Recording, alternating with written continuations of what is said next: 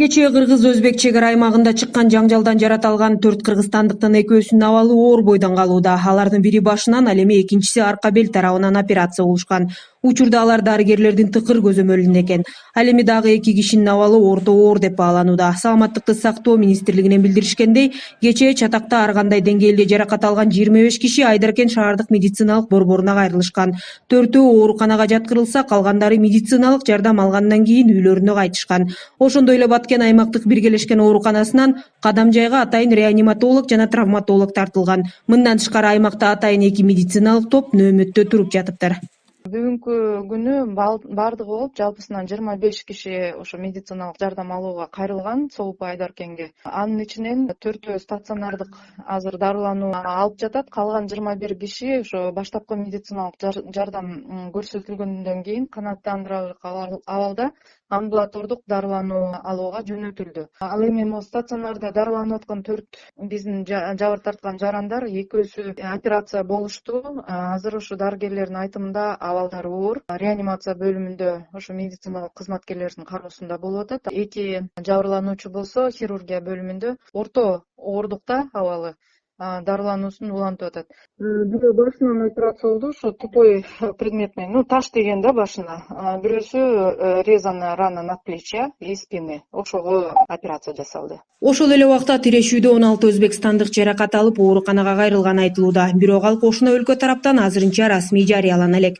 Эске салсак, кечээ 12:30 чамасында Кадамжай районунун Бирлик айыл аймагынын Чечме айылынын тургундары менен Өзбекстандын Сох районунун Чашма айылынын тургундарынын ортосунда чыр чатакатталып, жергиликтүүлөр бири-бирине таш ыргытышкан.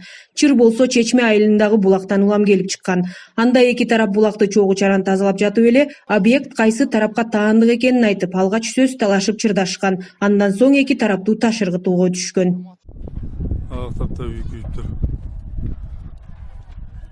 Жергиликтүүлөрдүн тиреши бир топко чейин уланып, анын жүрүшүндө чек арага жакын курулуп жаткан имараттарда өрттөнүп кеткен. Жаңжалды эки тараптын чек ара, укук коргоо, жергиликтүү бийлик өкүлдөрү кийлигишип жатып токтотуп калышкан. Кырдаал көзөмөлгө алынды делгенден кийин жаңжалдын себептерин аныктоо жана кесепеттерин жоюу боюнча тийиштүү иштерди жүргүзүү сүйлөшүлгөн. Бүгүн болсо Баткенге биринчи вице-премьер-министр Кубатбек Боронов барып, аймактагы жергиликтүү бийлик жана тартип коргоо органдарынын жетекчилери менен ыкчам кеңешме өткөрдү. Ошондой эле жетекчи Кыргыз-Өзбек чек арасына чектеш аймакта чыккан окуя боюнча Өзбекстандын премьер-министри Абдулла Арипов менен жолугушуу өткөрөт.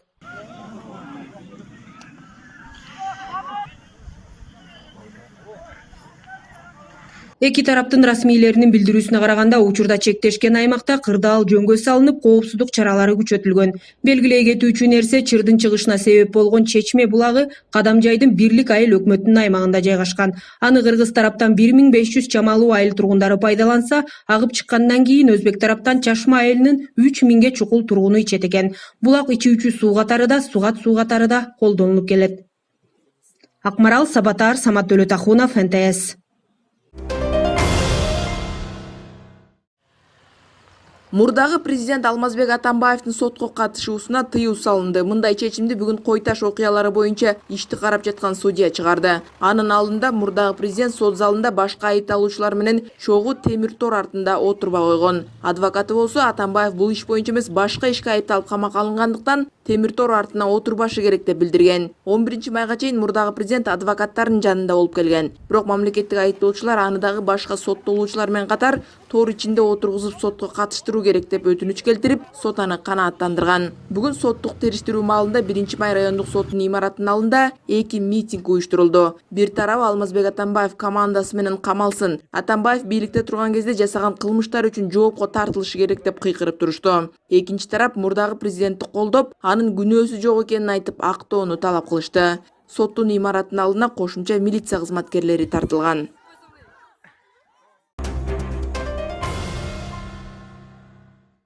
Өлкөдө эпидемиологиялык абал курч бойдон калууда. Бүгүн Кыргызстанда коронавируска кабылган 69 жаңы учур катталды.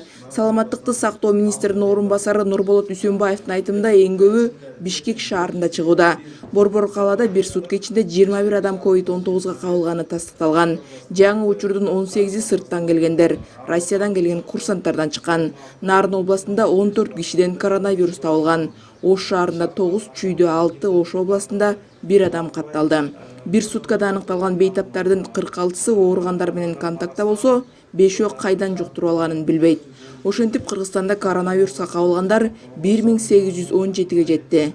Азыр 620 адам стационардык дарыланууда. Бир сутка ичинде 11 бейтап айыгып чыкты.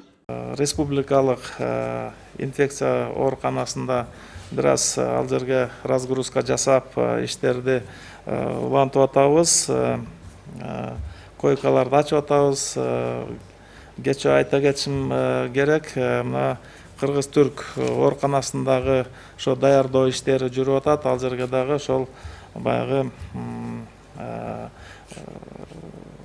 табылып аткан учурларды ошол жерге алып барып, жанакындай дарылап иш алып барыш керек. Бир аз тегеректе жашаган калктын арасынан да түшүнбөстүктөр болуп, кечээ ошо алар менен жолугушуу уюштуруп, бар жоон түшүндүрүп, ал жерге жанакындай шарттар кандай болуп аткандарын, жалпы дүйнө жүзүндө эмне болуп атканын, биздин республикада эмне болуп аткандарын ошо кеңири маалымат берип, ал жерде пикир алмашып, ошол жерде түшүндүрүү иштерин жүргүзүп, мына бүгүнкү күнү бул иштер улантылып жатат. Кыргызстанда бүгүндөн тарта эс алуу жайлар, пансионаттар, тарыхый жайлардын иштөөсүнө уруксат берилди. Мындан тышкары жарнама агенттиктер калкты тейлөөнүн, тамак аш өндүрүүнүн бардык түрлөрү боюнча ишмердүүлүк жанданууда. Бардыгы санитардык талаптарды так сактоого милдеттүү. Алсак эс алуу жайларына автобус же кичи автобустар менен барууга болбойт. Жеңил унааларга гана уруксат берилет. 5-июндан тарта болсо бала бакчалар ачылат. Ал эми 8-июнда өлкө боюнча ички авиакаттамдар ишке киргизилет.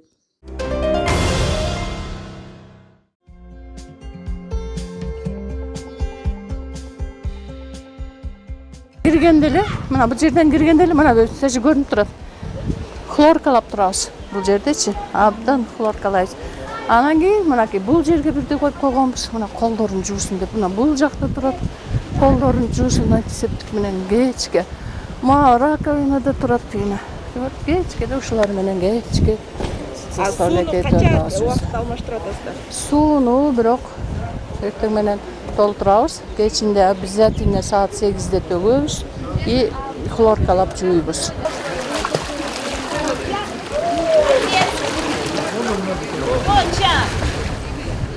Эштен киргенде эле вот, пожалуйста, антисептик турат.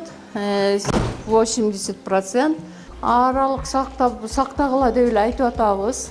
Анан өздөрү көбүнчө өздөрүнөн зависит этет экен, биз кечке эле айтып атабыз.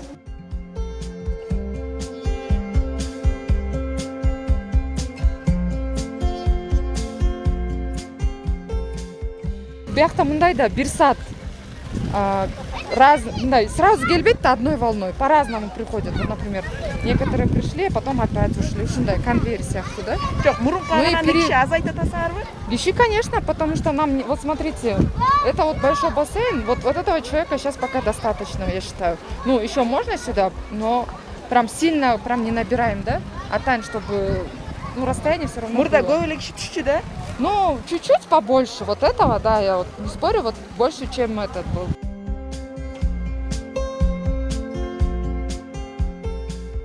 Шаардан булугуп кеттик да, тим эле эчтеке кыла албай анан бияка чыктык кичине дем алалы деп.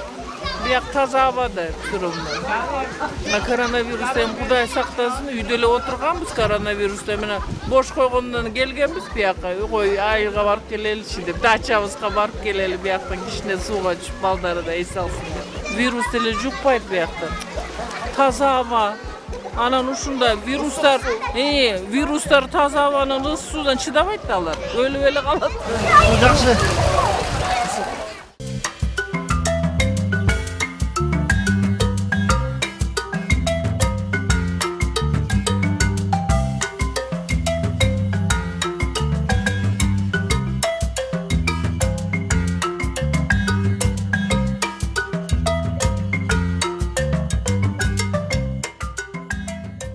Гостиницада эс алуучулар, кымыз лечения келгендер бияктан тамактанат. Хлорлоп жууп турабыз, эме антисептик бар колдорун чайкаганга. 2 кишиден ушундай эле отургузабыз, көп отургузбайбыз. Бири-бирине жакын кылбайбыз да, адамдардычы ошого аракет кылып атабыз.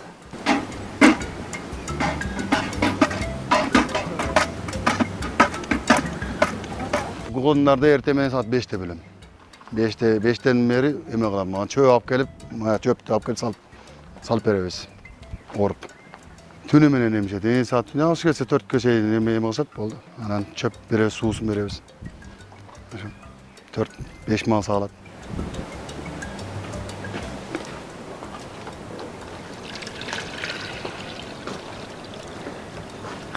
Süt süzülөт. Анан келген клиенттерибизге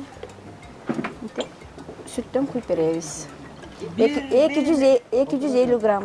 250 грамм ичишет. Ар кандай чыгат. 400 грамм, 500 грамм, 800 граммга чейин. Анан 8 б салат, 15 алат, 5 мал. Жетет да баары салуучулар. Ооба, жетет. 5 мал ичишет, литр ичип коюшат. Литр ичип атышат да. Анан бир күндөн кийин или сразу 2-3 жолу ичкенден кийин эме иштери ооруп, иштери өтүп баштайт. Это ичип өткөн, это жакшы, значит. Шлактарды тазалайт. Ошо 5 мал салат эртең менен 8ден 4кө чейин. Июндун ортосуна чейин чөптөрүбүз көп болгондуктан ошон үчүн сүттөр жакшы, даамдар да жакшы. А июндун аягында, июлдарда уже аттар, жылкылар сусамарга кетет. Ошол жактан эметет, а биякта чөптөр эметип кетет, тоже болбой калат да ичкенге. Кымыз лечение биз жабабыз июндун аягында.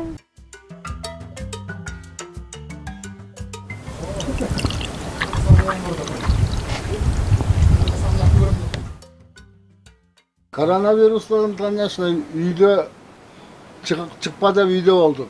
Анан кийин ошо айт бүткөндөн кийин орозо бүткөндөн кийин айт башлалардын астында кичине бошондук берди. Бул жер дагы ачыптыр. Бу жерде кымыз öldürет экен. Анан кийин эртең менен 8ден баштап 4кө чейин 5 маал сүт ичебиз. Эми эгер көл ачылса, көлгө барабыз.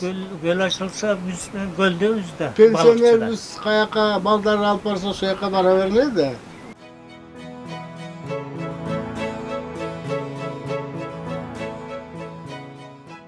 Коронавирустун адам жокчулугу. Биринчиден адамдар кеч келди.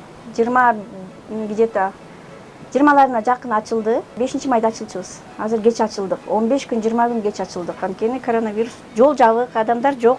Азыр гостиницабыз полный. Азыр в основном лечение да, биздики лечение болуп аткандан кийин кымыз сүткө эле келишет. Естественно, бир оорулар келбейт да. Оору температура, тем более эме аба бийик, тоо аба бийик болгондон көтөрө алышпайт көбүнчө давление соралар. Алар келишпейт. Мындай нормаль оорубаган адамдар эле келип атышат, вроде бы мындай температурасы жок, мындай жакшы адамдар мындай оорудан качып келип атышабы деп атам да, Бишкектен наоборот эл көпчүлүктөн.